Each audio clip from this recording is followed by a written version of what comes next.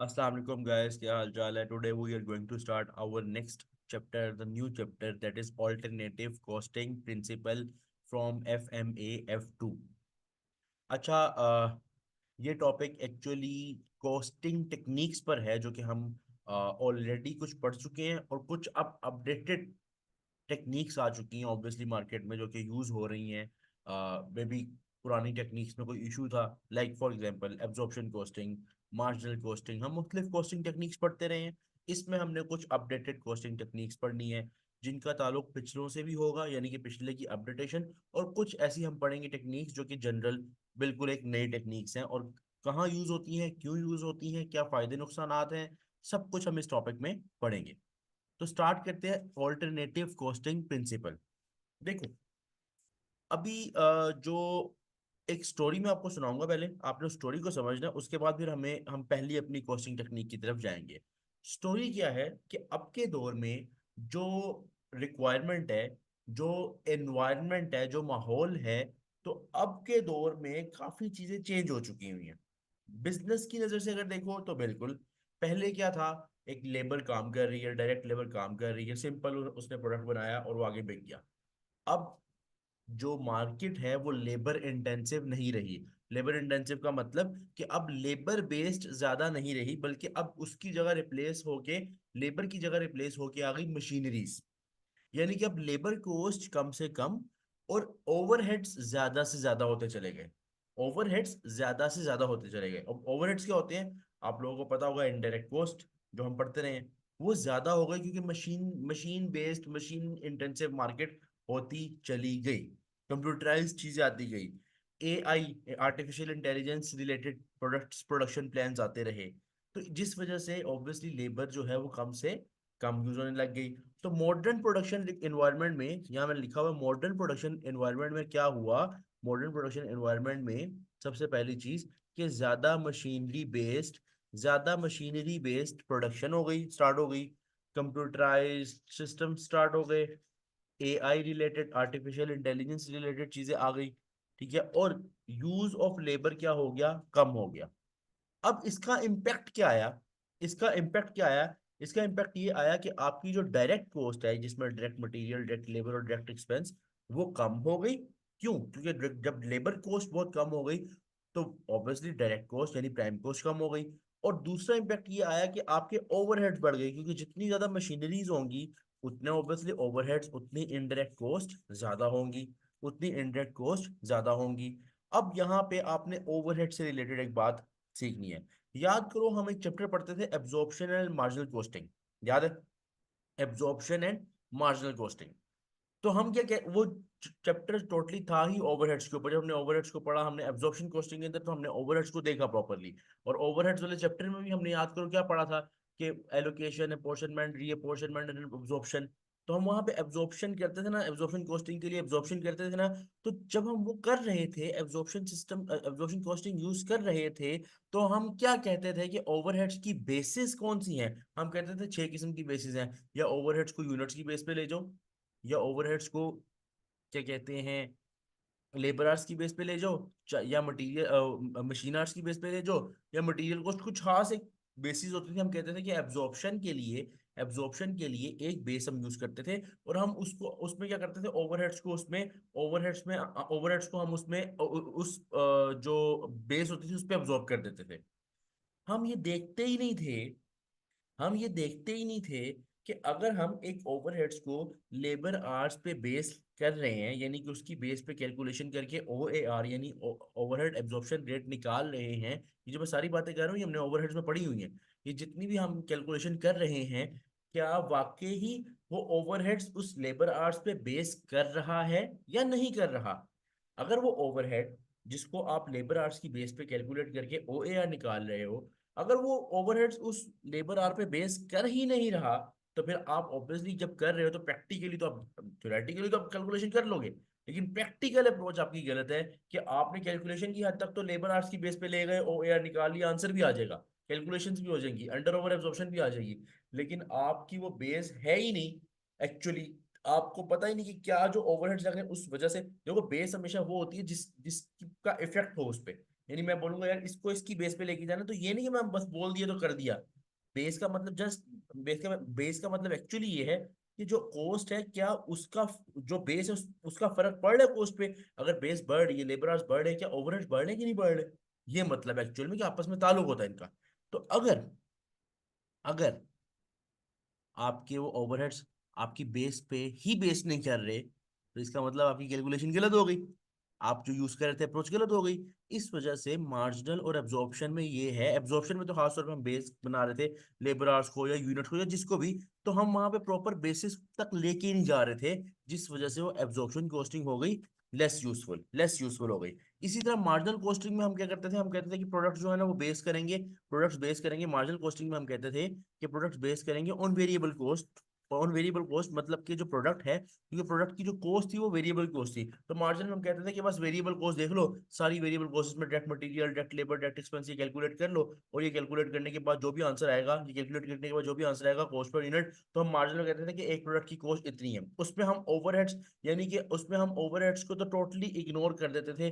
जो production overheads थे उनको भी हम कहते थे कि यार वो पार्ट, मतलब ऑब्वियसली उसमें याद करो फिक्स ओवरहेड्स को हम कहते थे पार्ट नहीं है, फिक्स ओवरहेड्स को हम पार्ट कहते ही नहीं थे, तो हम उसको बिल्कुल अलग कर देते थे।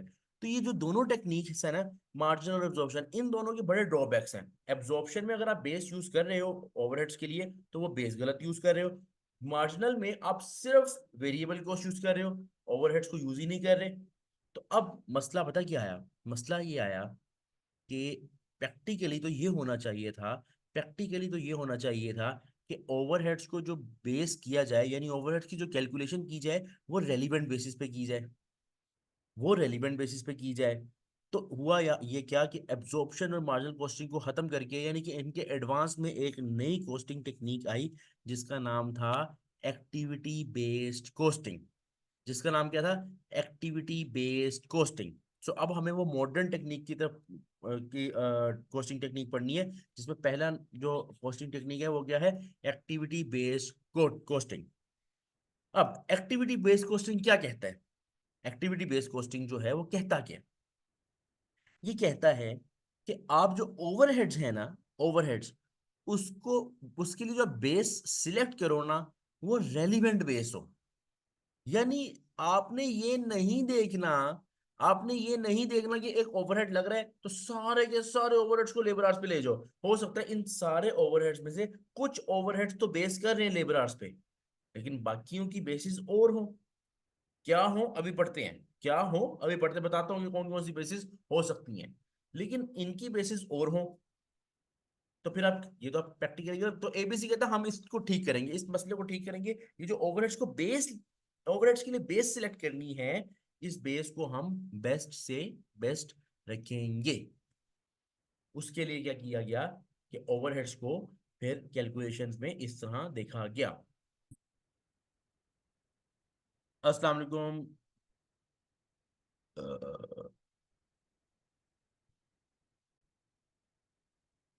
अस्सलाम वालेकुम, क्या हाल चाल है गाइस। अच्छा स्टार्ट करते हैं आज का चैप्टर, ऑल्टरनेटिव कॉस्टिंग प्रिंसिपल। देखो, इस चैप्टर में मेनली हमने कवर करना है कि जो कॉस्टिंग टेक्निक्स हम पढ़ते रहे हैं, पहले भी पढ़ी है हमने, जैसा absorption costing, marginal costing, job costing, process costing.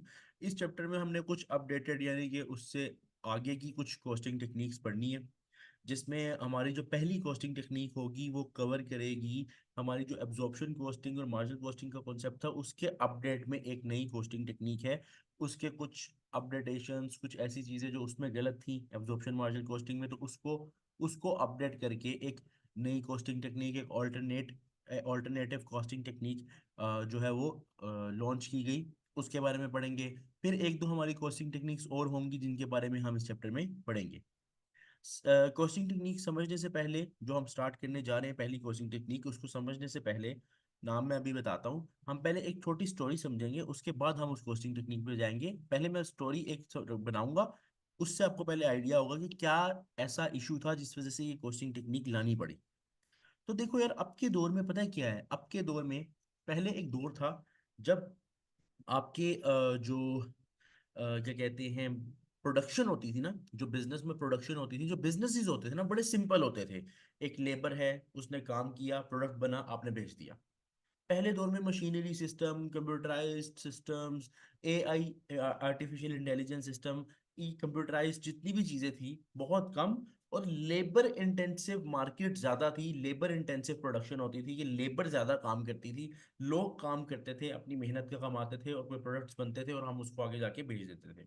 अब के दौर में ऑब्वियसली मॉडर्न प्रोडक्शन रिक्वायरमेंट में क्या है कि अब ज्यादा मशीनरी बेस्ड, ज्यादा की ज्यादा बिजनेसेस मशीनरी बेस्ड हो चुके हैं, ज्यादा प्रोडक्शन, मोर मशीनरी बेस्ड प्रोडक्शन हो चुकी हुई है, या कंप्यूटराइज प्रोडक्शन कह लो, कंप्यूटराइज काम और एआई रिलेटेड काम बहुत ज्यादा हो चुका हुआ है, प्रोडक्शन आपकी ये एआई पे शिफ्ट कर चुकी है, जिसकी वजह से आपके जो डायरेक्ट लेबर है उसका यूज कम से कम हो गया है, क्योंकि जब एक प्रोडक्ट और एक यूनिट बनाना ही मशीनरी ने है, तो फिर लेबर की इतनी, डायरेक्ट लेबर की इतनी जरूरत नहीं पड़ती। तो ऑब्वियसली इसका इम्पैक्ट क्या आया, इसके इम्पैक्ट से क्या हुआ कि आपकी जो डायरेक्ट कॉस्ट है, यानी कि जो प्राइम कॉस्ट तो आपको पता होगा, प्राइम कॉस्ट डायरेक्ट कॉस्ट में कौन कौन सी कॉस्ट आती है, यानी प्राइम कॉस्ट में कौन कौन सी कॉस्ट आती है, तो आपको पता होगा direct material, direct labour, direct expense.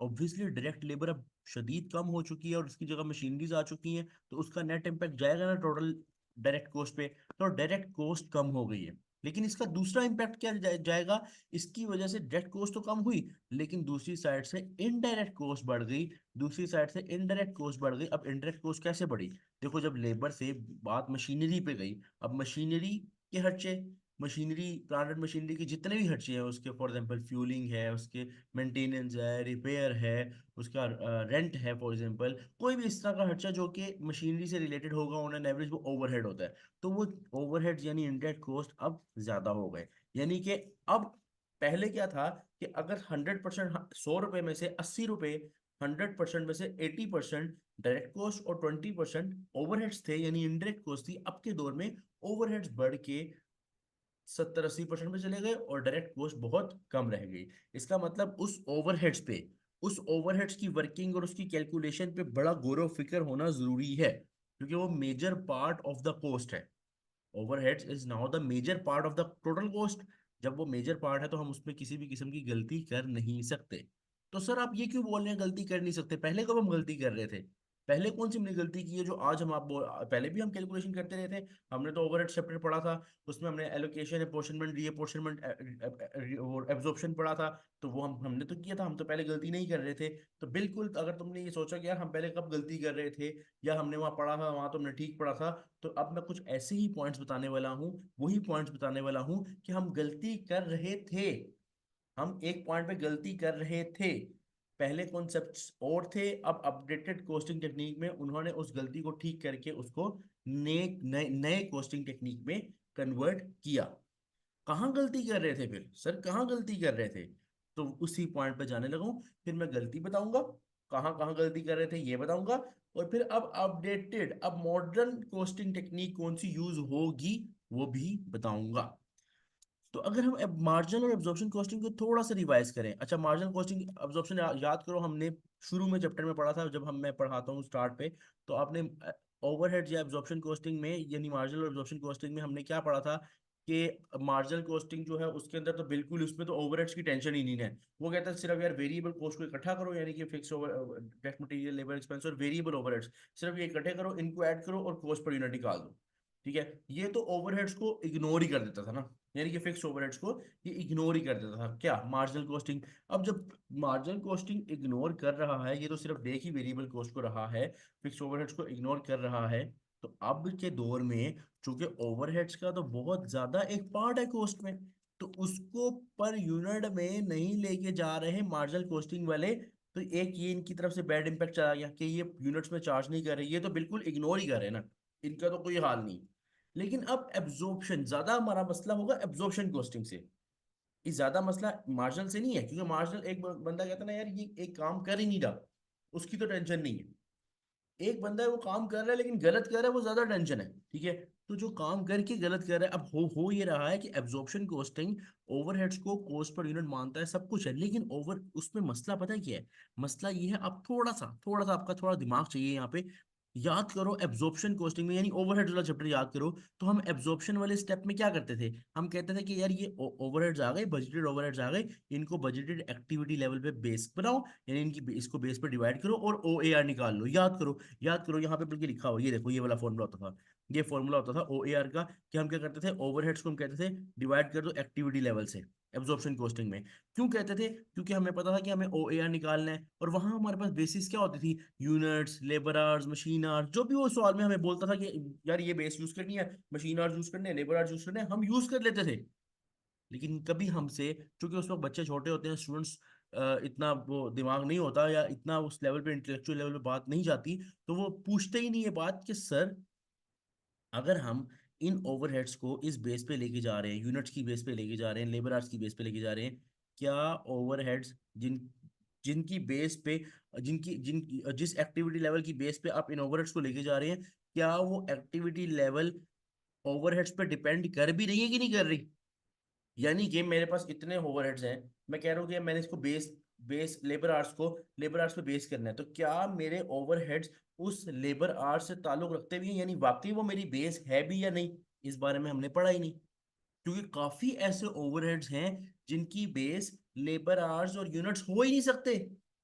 काफी ऐसे ओवरहेड्स हैं, दोबारा सुनो, जिनकी बेस वो है ही नहीं, जो हम किसी दौर में यूज करते रहे हैं। चलो मैं तुम्हें एक एग्जांपल से समझाता हूँ, बड़े गौर से समझना, गौर से, थोड़ा फोकस चाहिए थोड़ा। अच्छा, इस पे कैलकुलेशन नहीं है इस चैप्टर में तुम्हारे लेवल पे कैलकुलेशन नहीं है, F5 में होगी कैलकुलेशन, तुमने बस स्टोरी समझनी है। एज्यूम करो, एज्यूम करो, जरा गौर से देखना, दो फैक्ट्रीज हैं, एक, दोनों फैक्ट्रीज जो है ना 10,000 पेन्स बना रही हैं, दोनों फैक्ट्रीज क्या कर रही हैं, 10,000 पेन्स बना रही हैं। फैक्ट्री वन का ये सीन है कि उसने 10,000 ब्लैक पेन बनाने हैं, सिंपल, उसने 10,000 ब्लैक पेन ही बनाने हैं, ठीक है। अच्छा, और दूसरी फैक्ट्री है, उसमें 10,000 में से कुछ बन रहे हैं ब्लू पेन, कुछ हैं ब्लैक पेन, और कुछ हैं रेड पेन। लेकिन याद रखना, दोनों में यूनिट्स क्या हैं, दोनों में यूनिट्स क्या हैं, सेम है। दोनों में यूनिट्स क्या हैं, सेम है। और दोनों में जो डायरेक्ट लेबर के आवर्स लगने हैं वो भी सेम है, डायरेक्ट लेबर आवर्स भी सेम है, क्योंकि दोनों में बनने तो 10,000 पेन ही है। तो वो एक पेन बनाने पे फॉर एग्जाम्पल, अगर 1 मिनट 5 मिनट लगते हैं, जूम करो 5 मिनट लगते हैं, तो भाई जितने मर्जी पेन बना लो, दोनों फैक्ट्रीज में लेबर के भी आवर्स सेम होंगे, और यूनिट्स भी सेम है, 10,000 और 10,000। लेकिन अब मैं तुम्हें बताता हूँ, ये जो होती है आपकी सेटअप कॉस्ट क्या होती है, कि जब भी आप प्रोडक्शन स्टार्ट करते हो ना, तो आप पूरी मशीनरी को एक मरतबा सेट कर देते हो, एक मरतबा उस पर कॉस्ट आती है, पहली मरतबा सेटअप करने की कॉस्ट आती है। उस सेटअप कॉस्ट को हर प्रोडक्शन स्टार्ट करने से पहले एक मरतबा किया जाता है। जो फैक्ट्री वन है, जिसने 10,000 सारे के सारे ब्लैक पेन बनाने हैं, आप लोग मुझे बताओ कितनी बार ये सेटअप लगाएगा, कितनी बार लगाएगा, इसने बनाना है कि एक ही सिंपल सा ब्लैक पेन बनाना है, कितनी बार सेटअप लगाएगा, तो आप लोग को कहोगे कि जो फैक्ट्री वन है ये तो लगाएगा एक बार सेटअप। लेकिन अगर मैं आपसे पूछूं ना कि फैक्ट्री टू कितनी बार सेटअप लगाएगा, तो आप बोलोगे वो 3 मरतबा सेटअप लगाएगा, क्योंकि उसने कुछ पेन ब्लू बनाने हैं, फिर ब्लैक की प्रोडक्शन स्टार्ट करने के लिए दोबारा सेटअप लगाना है, फिर रेड पेन बनाने के लिए दोबारा सारा सेटअप करना है।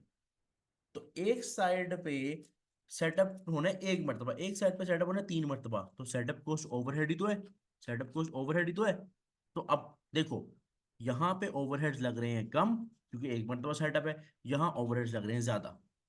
हालांकि हालांकि लेबर आवर्स भी सेम थे, और यूनिट्स भी सेम थे। अगर वो ओवरहेड्स लेबर आवर्स या यूनिट्स पे ही डिपेंड कर रहे होते सारे, तो फिर अगर वो ओवरहेड ऊपर नीचे हो रहे थे, तो लेबर आवर्स और उनको भी फर्क पड़ना चाहिए था। लेकिन लेबर आवर्स और यूनिट्स पे तो फर्क पड़ा ही नहीं, वो तो सेम है। जब वो सेम है तो ओवरहेड्स कॉस्ट क्यों नहीं सेम, जब वो सेम है तो ओवरहेड्स कॉस्ट क्यों नहीं सेम, क्योंकि उनके फर्क से, अब मैं कहता हूँ फॉर एग्जाम्पल मैं कहता हूँ कि क्या कहते हैं ना, यहाँ पे जो है ना, बनाने 10,000 पेन ही है, थोड़े रेड पेन कम कर दो, और यहाँ पे ना थोड़े से ना एज्यूम करो पर्पल पेन बना लो। अब सेटअप कितनी मरतबा लगेगा, 4 मरतबा लगेगा। यूनिट्स तो फिर भी सेम है। तो सेटअप्स के ऊपर नीचे होने से, सेटअप कॉस्ट के ज्यादा कम होने से क्या यूनिट्स में फर्क पड़ रहा है, क्या लेबर आवर्स में फर्क पड़ रहा है, तो तुम लोग बोलोगे सर ये तो नहीं पढ़ तो नहीं रहा। तो जब नहीं पढ़ रहा, तो इसका मतलब इन ओवरहेड्स का उनसे तो ताल्लुक ही नहीं है।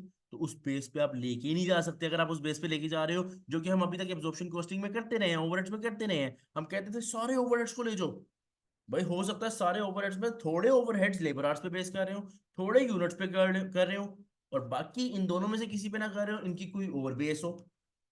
तो आपको बड़े ध्यान से यहाँ पे देखना होता है कि बेस क्या है।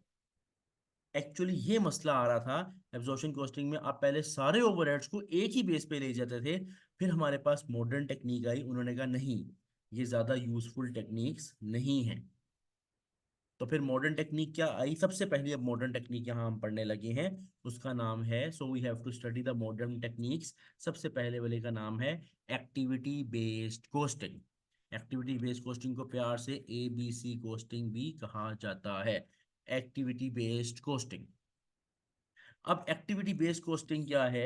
एक्टिविटी बेस्ड कोस्टिंग के नीचे मैंने कुछ पॉइंट्स लिखे हैं, पहले उनको पढ़ते हैं, फिर मैं आपको समझाता हूँ। Advance technique of absorption costing.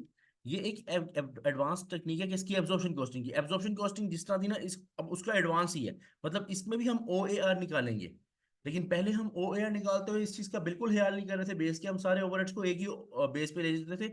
हालांकि वो चाहे चाहे वो ओवरहेड्स उस पर बेस कर भी रहे हैं या नहीं कर रहे, हम पहले ये कर रहे थे। बट इन एबीसी में क्या हो रहा है? First we have to see all the activities of business incurring overheads. ABC पता क्या कहता है? देखो, अगर हम एब्जॉर्प्शन कॉस्टिंग की बात करें ना, तो हम OAR निकाल रहे थे, याद करो, total overheads divide by basis या एक्टिविटी लेवल। ये जो टोटल ओवरहेड्स है ना, पता है एबीसी क्या कहता है? एबीसी कहता है ये जो टोटल ओवरहेड्स है, इनको सारों को एक बेस पे नहीं लेके जाना। पहले देखो ये जो ओवरहेड्स लग रहे हैं, जितने भी ओवरहेड्स लग रहे हैं, ये जिन जिन वजह से लग रहे हैं, जिस भी वजह से, जिस एक्टिविटी की वजह से लग रहे हैं, पहले उनको देखो। Firstly we have to see all activities of business incurring overheads. सारी एक्टिविटीज देखो, जिस तरह यहाँ पे मैंने आपको ये जो सेटअप कॉस्ट बताई थी, ये एक एक्टिविटी है। Inspecting overheads, scheduling overheads, ordering cost, बताता हूँ अभी मैं उर्दू में इसका मतलब बताता हूँ सारों का। ये सारे अलहदा एक्टिविटीज हैं। तो इन एक्टिविटीज का नाम रखा गया ABC में कॉस्ट पूल्स। कॉस्ट पूल्स यानी उन्होंने कहा आप अलहदा अलहदा सारे कैटेगराइज करें, सारी एक्टिविटीज को अलहदा अलहदा करके लिखें। यानी अगर ये सेटअप कॉस्ट की वजह से है, ये इंस्पेक्टिंग ओवरहेड्स हैं, ये जो भी ओवरहेड्स हैं, ये XYZ जो भी ओवरहेड्स हैं, ये जिन वजह से आ रहे हैं, उन एक्टिविटीज को अलहदा अलहदा पहले कर दें। ये नहीं कि सारे ओवरहेड्स 2 लाख क्या है डिवाइडेड बाय बेस और सीधा OAR निकालिए, गलत हो जाएगा, क्योंकि वो बेस ही सही नहीं आप यूज कर रहे। तो आप कॉस्ट पूल्स को अलहदा अलहदा करके लिखें, and then allocate them to basis. और फिर उनको देखें, जो अलग अलग एक्टिविटीज हैं, अब सबको उनकी रेलिवेंट बेस पे कैलकुलेट करें। अब यहाँ पे एक मसला आया। जब आप अलहदा अलहदा एक्टिविटीज बनाओगे, यानी कि अलग अलग कॉस्ट पूल्स बनाओगे, यानी अलग अलग रखोगे सारी चीजों को, एक्टिविटीज को चेंज डिवाइड कर दोगे कि इतना खर्चा इस एक्टिविटी से आया, इतना खर्चा इस एक्टिविटी से आया, इतना इस से आया। तो फिर ऑब्वियसली जितने ज्यादा कॉस्ट पूल्स होंगे, जितनी ज्यादा एक्टिविटीज होंगी, हर एक्टिविटी को उसको उसके रेलिवेंट बेस पे लेके जाना होगा। तो OAR यानी ओवरहेड एब्जॉर्प्शन रेट तो बहुत ज्यादा आएंगी सवाल में, बिल्कुल ज्यादा आएंगे। लेकिन टेंशन की बात नहीं है, F2 पे कैलकुलेशन नहीं है, यहाँ जस्ट थ्योरेटिकल डिस्कशन है, थ्योरेटिकली समझना है। ठीक है? तो ओवरहेड्स जो है ना, वो कॉस्ट पूल्स जो बनते हैं, जो जितने भी एक्टिविटीज हैं, वो मुख्तलिफ उनको देखा जाए, और फिर उन तमाम एक्टिविटीज की जो कॉस्ट है, उनको बेसिस पे एलोकेट कर दिया जाए। ABC में बेसिस को कॉस्ट ड्राइवर भी बोला जाता है, कॉस्ट ड्राइवर भी बोला जाता है। अच्छा, अब सर आपने हमें थोड़ा बहुत ये तो समझा दिया कि एक ओवरहेड्स है, उसको बेस पे हम लेके जा रहे थे, एक कॉमन बेस पे लेके जा रहे थे। अब आपने कहा कि वो ओवरहेड्स को डायरेक्टली एक बेस पे ना लेके जाओ, बल्कि एक्टिविटीज में अलहदा करो, जो जिन एक्टिविटीज की वजह से जितने लग रहे हैं उनकी कैटेगरी अलहदा। फिर जैसे ये वैल्यू लिख लो कि फॉर एग्जाम्पल ये सेटअप की वजह से 2 लाख रुपए लग रहे हैं, इसकी वजह से 1.5 लाख लग रहा है, इसकी वजह से 4 लाख लग रहे हैं, इसकी वजह से 2 लाख लग रहे हैं, सबके ओवरहेड्स अलहदा कर लो, और उसके बाद अलहदा अलहदा बेसिस पे ले जाओ। अब कोस्ट पूल्स और कोस्ट ड्राइवर्स हम थोड़ा बहुत समझते हैं इस चीज को। जैसे फॉर एग्जांपल यहाँ मैंने कुछ लिखे हुए हैं, जैसे सेटिंग अप कॉस्ट, अभी मैंने आप लोगों को समझाया ऊपर कि सेटिंग अप कॉस्ट का मतलब सेटअप कॉस्ट।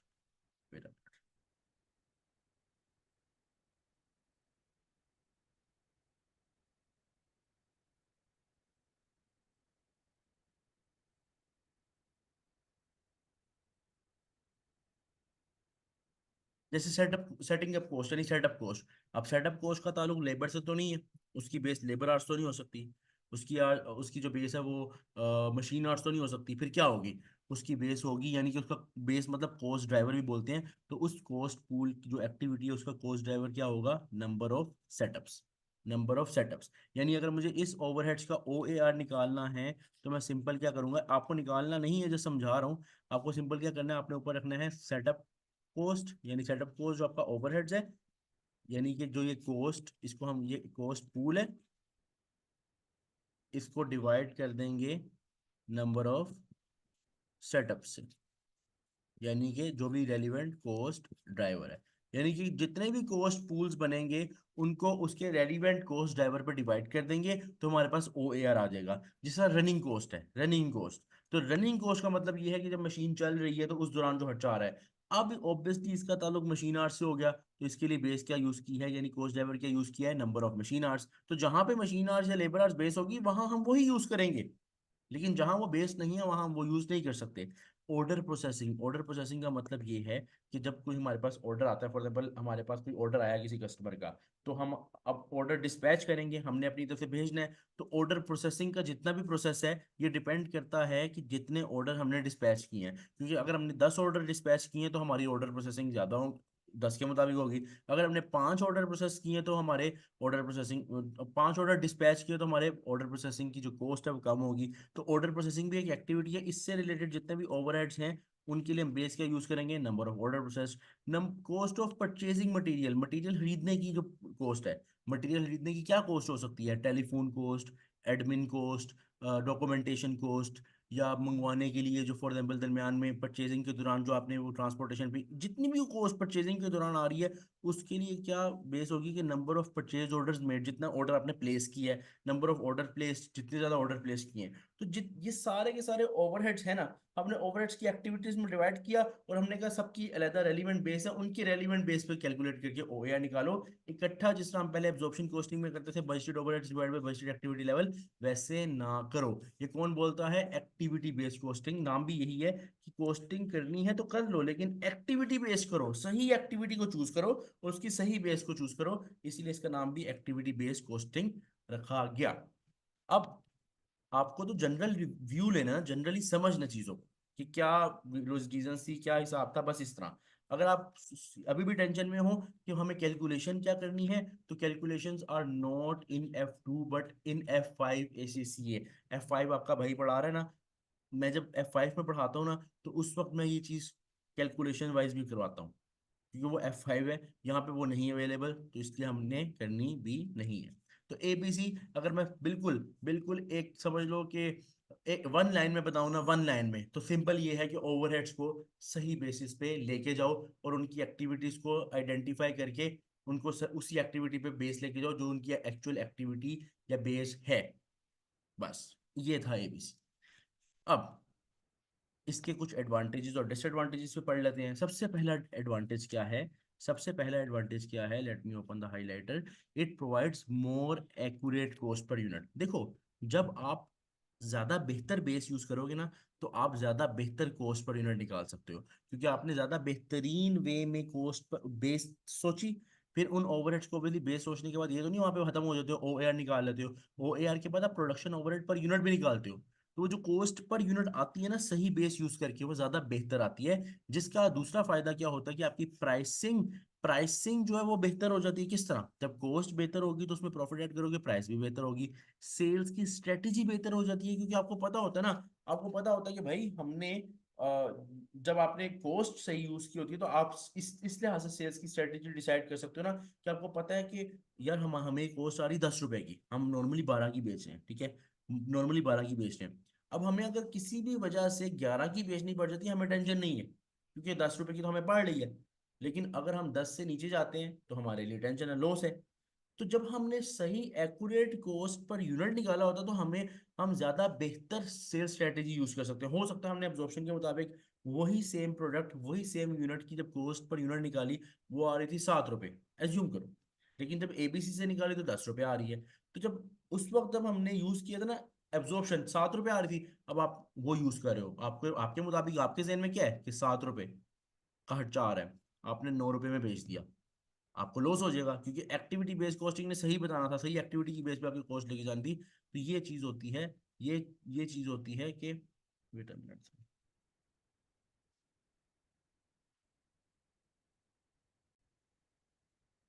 अच्छा, तो हम बात कर रहे थे कि एक्यूरेट कॉस्ट पर यूनिट, एक हमें बेहतरीन प्राइसिंग, उसके बाद सेल स्ट्रेटेजी। क्योंकि आपके पास अगर आप सही बेहतर कॉस्ट पर यूनिट निकालोगे तो ऑब्वियसली आपकी जो सेल स्ट्रेटेजी होगी, आपको डिस्काउंट देने हैं, आपको कोई ऑफर लगानी है, तो आपको पता होगा कि आपकी मिनिमम रेंज ये है, मिनिमम इतना, मतलब मिनिमम लेवल इतने, इससे नीचे आप नहीं जा सकते, लॉस हो जाएगा। अच्छा, उसके बाद परफॉर्मेंस मैनेजमेंट। देखो, जब आप स्ट्रेटेजीज पे चलते हो, आप बेहतरीन प्राइसिंग पे चलते हो, तो परफॉर्मेंस को देखना आसान हो जाता है। जैसे फॉर एग्जांपल, आपका जो कोस्टिंग का मैनेजर होगा, जब वो बेहतरीन कोस्ट पर यूनिट यूज करेगा, तो परफॉर्मेंस मैनेजमेंट भी उससे बेहतर हो जाएगी। परफॉर्मेंस मैनेजमेंट करना बेहतर हो जाएगा कि आप बता सकते हो, शायद आपने ये यूज करके, ये कोस्टिंग एबीसी यूज करके बेहतरीन वे में प्रॉफिट कमाया, कैलकुलेशन सब कुछ हो गया किया, तो परफॉर्मेंस मैनेज कर सकते हो। अगर एक बंदा कोस्टिंग टेक्निक ही गलत यूज कर रहा है, तो उसकी परफॉर्मेंस क्या, ये आप मैनेज करोगे, या किस तरह आप जज करोगे उस चीज को। एंड डिसीजन मेकिंग, उससे डिसीजन मेकिंग भी इंप्रूव होती है। किस तरह डिसीजन मेकिंग इस तरह इंप्रूव होती है कि आपको जब इस चीज का डिसीजन लेना है, कि जैसे फॉर एग्जांपल, यार हमें ये प्रोडक्ट इस इतने रुपए पे बेचना चाहिए या इतने में बेचना चाहिए, तो ज्यादा बेहतर डिसीजन ले सकोगे ना, ज्यादा बेहतर डिसीजन ले सकोगे, इतने डिस्काउंट्स पे देना कि नहीं देना, इस चीज का डिसीजन, इस मैनेजर को रखना है या नहीं रखना, इस बेस के डिसीजंस। तो ये सारा बेस कर रहा है एक अच्छे, एक बेहतर, एक एक्यूरेट कॉस्ट पर यूनिट पे। जितना बेहतर आपका एक्यूरेट आपका कॉस्ट पर यूनिट होगा, उतनी बेहतर ये सारी चीजें साथ साथ होती चली जाएंगी। तो पहला एडवांटेज, एबीसी आपको बेहतरीन कॉस्ट पर यूनिट देता है, जिसकी वजह से ये फायदे होते हैं। उसके बाद, it provides much better insight, यानी कि ज्यादा बेहतर तरीके से चीजों को बताता है, into what causes overheads cost. ये ज्यादा बेहतर तरीके से बताता है कि किस वजह से ओवरहेड कॉस्ट लग रही है।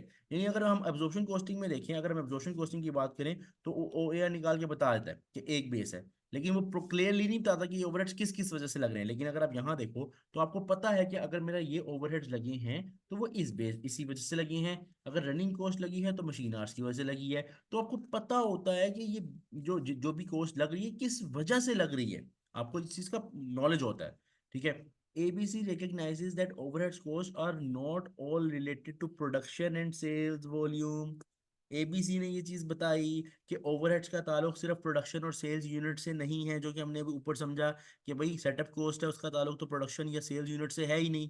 प्रोडक्शन ज्यादा हो कम हो, सेटअप कॉस्ट तो एक मरतबा स्टार्ट पे लगना है, अब जितनी मर्जी उसके बाद यूनिट्स बनाओ, यूनिट सेम रहे, लेकिन यूनिट सेम रहे या चेंज हो, सेटअप कॉस्ट तो स्टिल उतनी रहेगी, क्योंकि एक मरतबा सेटअप लगना है। लेकिन अगर आपकी प्रोडक्शन में 3 मरतबा या 4 मरतबा, पेन्स वाली एग्जांपल याद करो, सेटअप लगना है 4 मरतबा, तो कॉस्ट बढ़ जाएगी, यूनिट्स चाहे सेम रहे। तो ये चीज होती है कि एबीसी ने हमें बताया कि हर हर ओवरहेड जो है, वो वॉल्यूम्स पे डिपेंड नहीं कर रहा, यानी यूनिट्स पे डिपेंड नहीं कर रहा, इनकी और बेसिस भी हैं।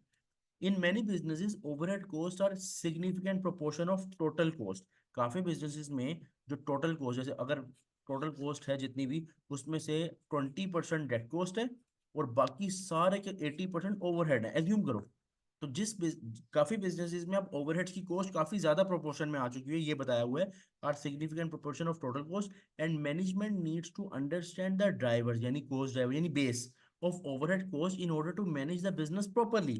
देखो, एक पूरे बिजनेस में ओवरहेड्स का जो पोर्शन है, वो बहुत ज्यादा है, प्रोपोर्शन बहुत ज्यादा है। जब वो प्रोपोर्शन ज्यादा है, तो उसके बारे में ज्यादा बेहतर बेस पता होनी चाहिए, ताकि बिजनेस और कैलकुलेशन सही से मैनेज हो सके। ये बात लिखी हुई है, overheads cost can be controlled by managing cost driver. अब देखो, ये मेन पॉइंट जो मैं वेट कर रहा था कि ये पॉइंट तुम लोगों को बताना है, वो ये था कि ओवरहेड्स को जब आप बेस पे, एक ही बेस पे ले जाओगे, कल को आपको इस ओवरहेड को कम करना है, आप चाह रहे हो यार किसी तरह मेरे ओवरहेड्स कम हो जाए, आपके पास एक ही बेस है जो कि गलत आपने बेस यूज की हुई है। अब आप उस बेस को देखो, अगर आपने किसी चीज को पकड़ना होता है, तो आप उसकी वजह को पकड़ते हो ना, जहाँ से वो उसकी बेस होती है उसको पकड़ते हो ना, ताकि वो चीज फैले ना, वो बुराई फैले ना, वो चीज फैले ना, वो इंसान ये हरकत ना करे, उसके जो अब्बा को जाके शिकायत लगाते हो कि आप पता है यार, अब्बा की बेस पे जो है ना, वो कोई बदतमीजी नहीं करेगा बच्चा। तो इस लिहाज से ओवरहेड्स की जो बेस है, अगर आप इस बेस को कंट्रोल करो, जो कि गलत बेस है, तो भाई बेस को कंट्रोल करने के बाद भी ना ओवरहेड्स कंट्रोल नहीं होंगे, क्योंकि वो जो बेस आप यूज करते हो वो तो गलत थी। लेकिन एबीसी में क्या सीन है, एबीसी ने कहा कि सही एक्यूरेट बेसिस यूज करो। हाँ, अब आप एक्यूरेट बेसिस को कंट्रोल करोगे ना, अब आप एक्यूरेट बेसिस को कंट्रोल करोगे ना, तो ओवरहेड्स कंट्रोल हो जाएंगे। ये पॉइंट कि ओवरहेड्स कॉस्ट को सिर्फ आप तब कंट्रोल कर सकते हो, जब आप प्रॉपरली मैनेज करो सारे के सारे कॉस्ट ड्राइवर्स को, और एक्चुअल बेसिस को, एक्चुअल बेसिस को। जैसे ज्यादा बेहतर तरीके से, इससे मजीद आसान तरीके से समझाता हूँ कि एज्यूम करो कि तुम्हारे पास एक बंदा आया, ठीक है। उसने तुमको बोला, ये ज्यादा बेटर एग्जांपल बंदे के हिसाब से नहीं, ज्यादा बेटर हिसाब कॉस्ट के हिसाब से बताता हूँ ताकि हमारा रिलेटेड रहे। एज्यूम करो ये प्रोडक्शन मैनेजर है और ये है सेल्स मैनेजर। प्रोडक्शन मैनेजर के अंडर जो टीम काम कर रही है, कुछ बंदे काम कर रहे हैं, ठीक है। याद की तरफ फोकस रखना। एक बंदे ने कोई ना कोई फ्रॉड कर दिया। मालिक आके किसको पकड़ेगा? मालिक पकड़ता है मैनेजर्स को। मालिक सेल्स मैनेजर को पकड़ सकता है? नहीं पकड़ सकता। क्यों? क्योंकि ये जो जिस बंदे ने फ्रॉड किया वो सेल्स मैनेजर पे बेस नहीं कर रहा, राइट। सेल्स मैनेजर की सैलरी कम करने से इस बंदे पे फर्क आएगा? नहीं आएगा। सेल्स मैनेजर को निकाल देने से इस बंदे पे फर्क आएगा? नहीं आएगा। ठीक है। दूसरी साइड पे आओ, प्रोडक्शन मैनेजर। प्रोडक्शन में के अंडर काम हो रहा है ना, मालिक ने कहा तुम्हारे अंडर किसी एक बंदे ने फ्रॉड किया और पता कोई नहीं है। प्रोडक्शन मैनेजर की सैलरी कम करोगे ना, वो फौरन देखेगा भाई कौन सा बंदा है। चाहे उसको फिर 6 बजे के बाद भी बिठाना पड़े, पूरी तहकीक करेगा कि भाई मेरी सैलरी, मेरी जॉब सिक्योरिटी का मसला है। तो जो बेस होती है उसी को देखा जाता है ना। तो गलत बेस को यूज करोगे तो ओवरहेड पे तो कोई फर्क पड़ेगा ही नहीं। एक्यूरेट बेस की वजह से ओवरहेड्स को फर्क पड़ता है, और एक्यूरेट बेस की वजह से आप बेहतरीन मैनेजमेंट कर सकते हो और कंट्रोल कर सकते हो। ये मतलब है। उसके बाद it can be applied to calculate realistic cost, यानी ज्यादा बेहतर cost in complex business environment, जहाँ पे कॉम्प्लेक्स बिजनेसेस होते हैं ना, जहाँ पे ज्यादा डिपार्टमेंट, ज्यादा प्रोडक्ट्स, फिर कॉम्प्लेक्स काफी छोटे कॉस्ट यूनिट्स और काफी बड़े बड़े प्रोडक्ट्स होते हैं, जहाँ पे कॉम्प्लेक्स लेवल पे बिजनेसेस चल रहे हो, वहां पे फिर आप ज्यादा बेहतर तरीके से कॉस्ट निकाल सकते हो, रियलिस्टिक सही बेहतर कॉस्ट निकाल सकते हो अगर आप एबीसी यूज कर रहे हो। ABC can be applied to all overhead cost, not just on production overhead. ये पॉइंट जो हम नॉर्मली पढ़ रहे थे एब्जॉर्प्शन कॉस्टिंग, उसमें हम प्रोडक्शन ओवरहेड्स ले रहे थे, लेकिन ये प्रोडक्शन ओवरहेड्स और नॉन प्रोडक्शन ओवरहेड्स किसी भी ओवरहेड्स पे लग सकता है। यानी इसमें कोई मसला नहीं है। नॉन प्रोडक्शन ओवरहेड्स के उसको भी आप बेसिस पे लेके जा सकते हो, और प्रोडक्शन ओवरहेड्स को भी आप बेसिस पे कॉस्ट ड्राइवर्स मतलब देख के आइडेंटिफाई करके कैलकुलेशन कर सकते हो। ABC can be used just and easily in service costing as a in product costing. हाँ, सर्विस कॉस्टिंग जो सर्विस बिजनेस होते हैं जिनमें है प्रोडक्ट है ही नहीं, वहां पे अब सर्विसेज है। सर्विस बिजनेस में ज्यादातर ताल्लुक होता है ओवरहेड्स का, ज्यादा ताल्लुक होता है ओवरहेड्स का, क्योंकि वहां पे प्रोडक्ट तो है ही नहीं। तो वहां पे इनडायरेक्ट कॉस्ट और ये कॉस्ट बहुत ज्यादा होती है। तो इस तरह के बिजनेस में प्रॉपर बेस देखना, क्योंकि वहां पे यूनिट्स ही नहीं है तो पर यूनिट तो हो ही नहीं सकता, तो उस पर प्रॉपर बेस देखना ज्यादा जरूरी है, ज्यादा कॉम्प्लेक्स है। तो वहां पे एबीसी ज्यादा हेल्प करता है, क्योंकि वो कहता है कि एक्टिविटीज को लैदा करो, बेसिस को लैदा करो, और ओएआर निकाल के आगे कैलकुलेशन करो। तो ये वहां पे भी यूज होता है। जितने पॉइंट्स है ना, ये तुमको थ्योरेटिकली टेस्ट हो सकते हैं। अब के दौर में मैं बार बार बोल रहा हूँ, F2 के अंदर थ्योरेटिकल चीजें बहुत डिस्कस होती हैं, पूछी जाती हैं। ये पॉइंट्स हैं जहां से सीधे सीधे कॉपी पेस्ट भी आ जाते हैं, ठीक है।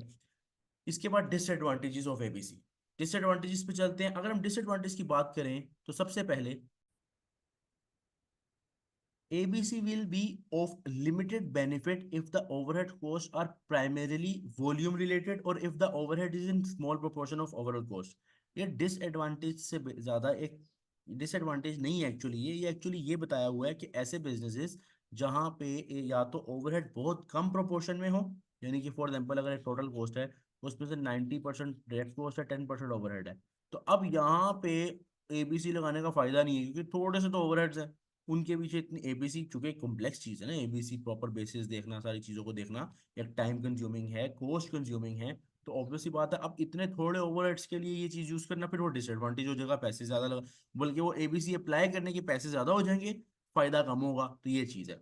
और ऐसे बिजनेसेस जहाँ पे स्मॉल प्रोपोर्शन हो, या फिर ऐसे बिजनेसेस जहाँ पे ज्यादा वॉल्यूम रिलेटेड प्रोडक्शन हो, यानी कि यूनिट्स की बेस पर प्रोडक्शन हो रही हो, वहाँ पे अदर देन दैट वो वॉल्यूम रिलेटेड मतलब जहाँ पे ज्यादा ओवरहेड्स बेस कर रहे हो यूनिट्स के ऊपर, तो वहां पर आप यूनिट्स को, लेबर आवर्स को बेस ले सकते हो। वहां पर आप ये इसको नहीं लोगे तो कोई नुकसान नहीं होगा। It is impossible to allocate all overhead cost to specific activities. हाँ, ये चीज कि ये भी ये पॉसिबल नहीं है कि आप सारे ओवरहेड्स की कोई ना कोई स्पेसिफिक एक्टिविटी निकाल लो। यानी जैसे मैंने बताया सेटअप कॉस्ट है, जैसे मैंने बताया सेटअप कॉस्ट के जो नंबर ऑफ सेटअप्स उसके कॉस्ट ड्राइवर है, इंस्पेक्शन कॉस्ट है, स्केजुलिंग कॉस्ट है, ऑर्डरिंग कॉस्ट है, जितनी भी कॉस्ट है ना, आप सारे के सारे ओवरहेड्स को कोई स्पेसिफिक एक्टिविटी नहीं दे सकते, ये एक इसका डिसएडवांटेज है। उसके बाद the choice of both activities and cost driver might be inappropriate. हाँ, अगर ये भी नुकसान नहीं है, ये गलती, मतलब अगर आप ये गलती कर देते हो, यानी फॉर एग्जाम्पल आपने एक एक्टिविटी ली, उसके लिए आपने कॉस्ट ड्राइवर चूज किया, हो सकता है वो कॉस्ट ड्राइवर आपने गलत चूज कर लिया हो, इनअप्रोप्रिएट हो, यूज होना ही ना हो वहाँ पे, तो वो ज्यादा मसला हो सकता है। ABC can be more complex to explain to stakeholder of costing exercise. मतलब एबीसी थोड़ा कॉम्प्लेक्स है, तो उसको समझाना थोड़ा मुश्किल हो सकता है, उसको गाइड करना, उसको कम्युनिकेट करना मुश्किल हो सकता है, ये डिसएडवांटेज है। और benefit of ten for ABC might not justify the cost. हाँ, ऐसा केस कि फॉर एग्जाम्पल एबीसी, जब आप एबीसी अप्लाई करोगे, नई कोस्टिंग टेक्निक अप्लाई करोगे, तो उस पर आपको एक्स्ट्रा पैसे आएंगे। ऑब्वियसली आपको पढ़े लिखे लोग चाहिए एबीसी अप्लाई करने के लिए, आपको टीम चाहिए, आपको डॉक्यूमेंटेशन चाहिए, आपको रिसर्च चाहिए, हर चीज़ पे तो कॉस्ट लगेगी। अब हो सकता है एबीसी अप्लाई करने के लिए कॉस्ट लग रही है 100 रुपए की, और फायदा हो रहा है 50 रुपए का, तो भाई इससे बेहतर है आप पुरानी टेक्निक पे रहो। अगर आपने पैसे ज्यादा लगा के कम फायदा लेना है, तो कॉस्ट बेनिफिट एनालिसिस नहीं करना, यानी बेनिफिट जो है वो जस्टिफाई करे ही ना कॉस्ट को, तो फिर फायदा नहीं है उस चीज का। तो ये डिसएडवांटेजेस भी हैं इसके अंदर, और इसमें ये भी बता, इसमें कुछ सारे डिसएडवांटेज नहीं है बेसिकली, कुछ इसमें ये पॉइंट में बताया हूं कि अगर आप इस तरह करोगे तो ये नुकसानदेह हो सकता है, बेसिकली ये बात बताई हुई है। अच्छा, उसके बाद ये कुछ क्वेश्चंस हैं जो कि मैंने आप लोगों के लिए रखे हुए हैं। पहला, which three of the following explains why an activity based costing system may produce more accurate product cost than a traditional absorption costing system. हमने बताना है कि तीन में से जो है वो एक्टिविटी के, ये बताना है कि क्यों एक एक्टिविटी बेस्ड कॉस्टिंग ज्यादा एक्यूरेट है। पहला, better cost control is possible. ये पहला तो होगा, पहला तो 100% श्योर होगा, क्योंकि बेटर कंट्रोल तो होता है। अच्छा, arbitrary allocation apportionment of cost are avoided. दिखने में तो ये भी लग रहा है। अच्छा, इसके अलावा